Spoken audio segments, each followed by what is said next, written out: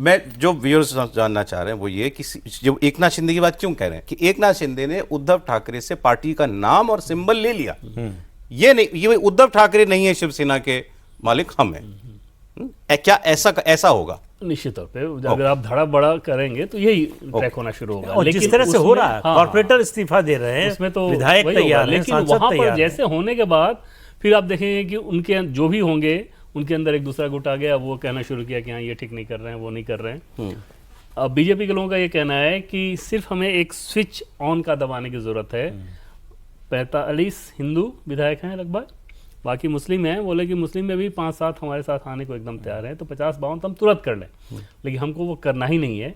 और वो गुट एक बड़ा गुट बने, फिर छोटा गुट बने, आपस में वो टीएमसी के कल्चर खत्म करते रहे। सौरभ, एक चीज़ और दिलचस्प सोचिए, एक उदाहरण, एक डोट्स कि कैसी भगदड़ होगी विधायकों में कि जिस दिन काउंटिंग चल रहा था तो बीजेपी की संख्या जब 200 से ज़्यादा पार हो गई तो एक टीएमसी के नेता विधायक जो कि कम मार्जिन से जीते, मार्जिन एग्जैक्ट नहीं बता रहा हूँ, नहीं तो पता चल जाएगा कौन सा नाम था, तो क्यों बेचारे की इज्जत खराब करनी, कम मार्जिन से जीते, उन्होंने बीजेपी के कैंडिडेट को कहा कि भले ही मैं जीत गया हूँ लेकिन ये जीत आप ले लीजिए, मैं कोई कंप्लेन नहीं करूंगा, किसी से कुछ नहीं कहूंगा, और ये जीत आपकी, और आपने बड़े नेताओं से हमारी बातचीत करा दीजिए। फिर बीजेपी के उस हारे हुए व्यक्ति ने बड़े नेताओं से बाहर निकल के बात कराई और फिर जहाँ से कहा गया कि नहीं ऐसा नहीं होता, जब वो जीत गए हैं तो क्या वो अपना सर्टिफिकेट देने को तैयार था? वो ये था कि मुझे नहीं लेना ये जीत, क्योंकि उनको ये दिख रहा था कि अभी तक जो कुछ मैंने किया है और जो कुछ यहाँ पर हुआ है, अब जब बीजेपी की सरकार आ गई 200 से ज्यादा की संख्या, तो फिर मैं कैसे, वो डर तो शायद खैर सब में है, उसमें तो कोई शक ही नहीं। अब आप देखिए दो स्तर पर डर है, एक पब्लिक का डर है और एक सरकारी एजेंसी कार्रवाई का डर है। आप देखिए कल्याण बनर्जी को, मनोज जी, कुणाल घोष को, वो उन चंद लोगों में से हैं जो अभी भी हैं ममता जी के साथ, ऐसे हाथ जोड़ के विधायकों से अपील करनी पड़ी कि मत भूलिए आप लोग, मैं हाथ जोड़ के कह रहा हूँ, आप लोग इंडिपेंडेंट नहीं जीते हैं, आप लोग ममता जी के नाम पे जीते हैं, आप लोग तृणमूल के सिंबल पे जीते हैं। हाथ जोड़ के उस आदमी को अपील करनी पड़ रही। फिर आज क्या हुआ, क्यों लग रहा है कि हाँ ये बात आगे बढ़ रही है, जैसे देवेंद्र बता रहे थे, यही कुणाल घोष स्पीकर के पास गए विधानसभा में एक लेटर लेकर के, क्योंकि पहला जो इन्होंने एलओपी बनाने का लेटर दिया था उस पर तो केस हो गया, इन्हीं लोग टीएमसी के लोगों ने केस कर दिया, उसकी सीआईडी जांच कर रही है, 14 लोगों ने कंप्लेन हाँ, अब उसमें डर है कि अभिषेक बनर्जी जेल जाएंगे। तो आज ये कोई नई चिट्ठी देने के लिए गए थे, वो स्पीकर थे नहीं, तो स्पीकर के सेक्रेटरी को इन्होंने दिया, सेक्रेटरी ने लेने से मना कर दिया कि हमको आदेश है कोई चिट्ठी नहीं लेनी है। तो वो कह रहे थे कि भाई चिट्ठी नहीं लेने का क्या मतलब है, और इसका मतलब कि कुछ खेल जो है अभी बाकी है, ऐसा लग रहा है। नहीं सौरभ जी, खेल बाकी है। दूसरी बात है कि जैसे अभी डिस्कशन हो रहा था कि क्या नया गुट बनाया जाएगा और या भारतीय जनता पार्टी बीजेपी में नहीं आएगी, तो नहीं आएंगे, नहीं आने का भी कारण है, उससे बीजेपी को नुकसान ज्यादा है, फायदा कम है। क्या है कि वहां पे वोट का ध्रुवीकरण कराना बहुत जरूरी है, और जब तक ये गुट 2 भाग में नहीं बटेगा, वोटों का डिवीजन नहीं होगा, और ये डर हमेशा रहेगा। देखिए टीएमसी पूरी तरह से समाप्त होगा तो कांग्रेस और लेफ्ट में से कोई ना कोई मजबूत होगा, और वहां अभी डेमोग्राफी जो इस हिसाब से है तो कोई दूसरी पार्टी न खड़ी हो ऐसा नहीं हो सकता।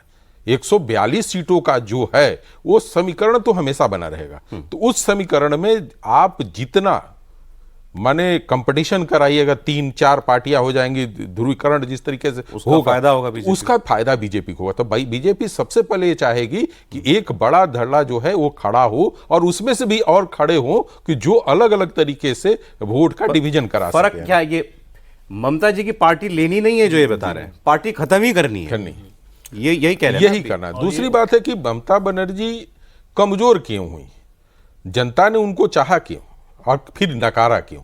ममता बनर्जी एक आम पब्लिक की रूप में आई थी, लोगों के बीच में आई थी, लेकिन अपने परिवार को सेट करने में, और देखिए जहां जहां भी परिवार के लोगों को सेट किया गया वहां वहां पार्टियां टूटी हैं। चाहे महाराष्ट्र का इतिहास देख ले, वही हुआ। उद्धव एक नेता नहीं थे, वो अपने फैमिली बैकग्राउंड के आधार पर वो पॉलिटिक्स करना चाहे तो एकनाथ शिंदे खड़े हो गए। वही हाल यहां पे हुआ कि अभिषेक बनर्जी को सेट करने के लिए ममता ने इतने नीचे स्तर तक कार्यकर्ताओं को नाराज कर दिया कि आज पार्टी के अंदर ममता से ज्यादा विरोध इस बात को लेकर कि अभिषेक को इतना अहमियत। 2 बातें कही जा रही हैं कि अभिषेक बनर्जी और आईपैक जी, इन दोनों ने हाईजैक कर लिया। अभिषेक बनर्जी आईपैक के जरिए पार्टी चलाते थे, अभिषेक बनर्जी किसी से मिलते नहीं थे, उनका पीए एमएलए का फोन तक नहीं उठाता था, एमएलए क्या पूर्व सांसदों का फोन नहीं उठाता, ऐसा लोगों ने बताया। तो उनसे तो मिलना ही दूभर था। वो डायरेक्ट कर देते थे, जाओ आईपैक के दफ्तर में जाओ, वहां जाके बात करो। आप सोचिए कोई सांसद है, कोई कुछ है, उसको बात, वो जाके आईपैक के किसी, कह रहे थे कि वहाँ लड़के लड़कियां होते हैं, कर्मचारी टाइप होते हैं, वो उनसे जाकर की टीम, हमको जाके उनसे बात करनी पड़ती थी। और वो कहते थे हमको कि इस बार जो है आपका राज्यसभा का कार्यकाल बढ़ेगा कि नहीं बढ़ेगा, मतलब आपको दोबारा भेजा जाएगा कि नहीं भेजा जाएगा, आपको टिकट मिलेगा कि नहीं मिलेगा, ये वो लोग तय कर रहे हैं। अब सबने ये कहा कि पार्टी हाईजैक हो चुकी है, ममता जी के पास पार्टी और अभी से ही नहीं है, बस 2-3 साल से ही उनके पास पार्टी नहीं है। उनको पता है बीमारी क्या है। आज ही जो बयान दिया उन्होंने कि अभी अभिषेक को हटा दें तो ये सब हाँ, जो ये है बोला। आ जाएंगे। तो मतलब आपको बीमारी पता है लेकिन इलाज नहीं करना है। क्यों नहीं करना है? भतीजे का मोह है। आपको मालूम है कि भतीजे को अगर छोड़ दिया तो अभी तो केवल अंडा चला था, उसके बाद क्या क्या होगा कुछ पता नहीं है। और ये कोई बीजेपी वाले या कोई और लोग नहीं करेंगे, टीएमसी वाले करेंगे हाल।